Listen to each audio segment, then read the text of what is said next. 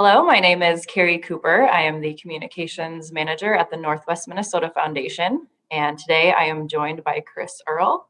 He is from Face It Together in Bemidji, and their organization recently received an emergency relief grant from the Northwest Minnesota Foundation. So I am just going to chat with him and hear how things are going amid the COVID-19 pandemic. So welcome, Chris. Thank you for being here.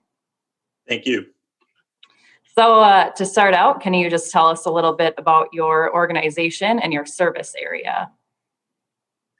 So Face Together Bemidji, we do one-on-one peer support services at no cost to the participant at all. That's one of our main missions and goals is to stay 100% free and open to the public for anybody that's looking for services. With what one-on-one peer support we do, I guess, is more on like recovery coaching, which is basically you're pairing up with somebody that's kind of been through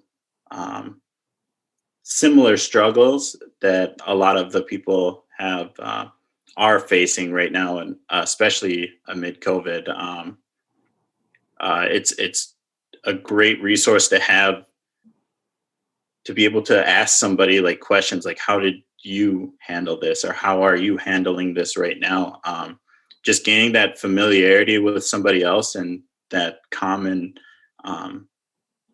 you know, that common ground that you have with somebody else is very vital. And our service area, I would say, is mostly Bemidji, but we do have some people coming from more rural areas. But I would say the bulk of our clientele or participants would be the Beltrami County area. Sure, that's great. Can you tell us about how the COVID-19 pandemic has affected your organization and the clients you serve? Yep. So we have seen a drop off in clients, not drastically, but enough to notice. And it's stopped us at certain points. We would try and like soft open a little bit where we could still have one person come in at a time and meet with their coach face to face, because a lot of places right now aren't really offering that kind of support. But as cases were rising and things were a little uncertain, we made the decision to go over the phone. We've tried to open our smart recovery meeting back open to a max occupancy of 10, and the numbers just kept climbing around the area. And unfortunately, we have 3 staff members that if we were to get sick or something, we would have to close the doors during the quarantine time. And Sure. I just, I'd hate to leave people without, that resource. And that's not, we don't know how sick someone could get from it as well too. And I guess that's just a decision that I made to keep everybody safe. And you can't help somebody if you're sick as well too either. So, but yeah, it's slowed us down a little bit, but I don't think it's stopped us at all from being able to be here and help and just be there for the community and be there for our clients. So we still have a very good solid amount, even if they're not supposedly like meeting one-on-one at the time. We still have old clients calling and saying, hey, I'm okay, I'm doing well. Oh, I'm just waiting for the okay where we can come back in and meet in person. And but we get a lot of inquiries on our smart recovery meeting, so I've been really trying to work on ways to get that back open and safe. We've tried to host it over Zoom, but it's trying to do a recovery meeting over Zoom. Pretty challenging. We've just not had a lot of success with it. So, okay. So how will the grant that you received from the Northwest Minnesota Foundation, our emergency relief fund, how is that going to help you better serve the community? All that it keeps us open and it keeps us here for our clients and it keeps us free for the clients. I think that in itself is the biggest impact that we could have. And I think having that level of security during this time also helps with myself, my other coaches and volunteers around, knowing that, hey, we're going to be okay. We're making it through this thing. We're doing very well with the help of, all of these other organizations around Beltrami County. We've been so fortunate with the help that we've received, and it really keeps us motivated and keeps us going and wanting to be here for the community. Yeah.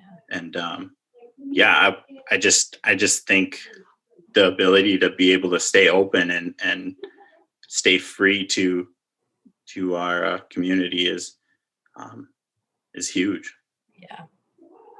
Yeah, that's great. So people who might be watching this video, can you share with them how, if they want to get involved or if they want to help you guys out as we still navigate the pandemic, how can people either donate their time or their money to help you guys out?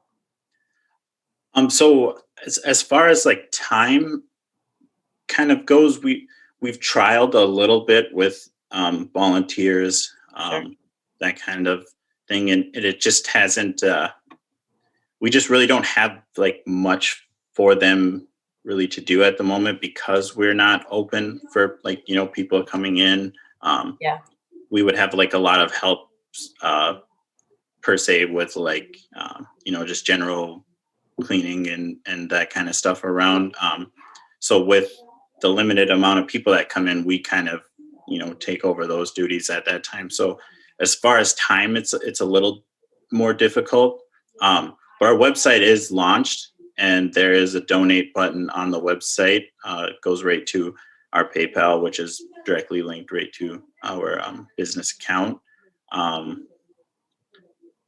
So yeah, I guess that could be a way that others could affect change on that. Absolutely. Well, Chris, is there anything else you would like to share about Face It Together, or anything you would like the community to know about your organization? I would just like to say that we're still here, and we're ready for people to come. Unfortunately, we're working out the details of how we can get back open in person. But we're here. You just give us a call. We're ready to work. We're ready to help. I really stand by what we do and how we operate, staying free. And even if it's just to have someone to start gaining that connection with the recovery community, like this is a great first step in taking that that leap to your long-term recovery, or however you would like to go about it. We don't judge people on if they stay sober the entire time during services. That's not a requirement to receive services. It's not a requirement to be a part of what we do and how we can help. So I guess, yeah, just we're here. Give us a call, email, go on our Facebook, go on our website, www.facetbemidji.org.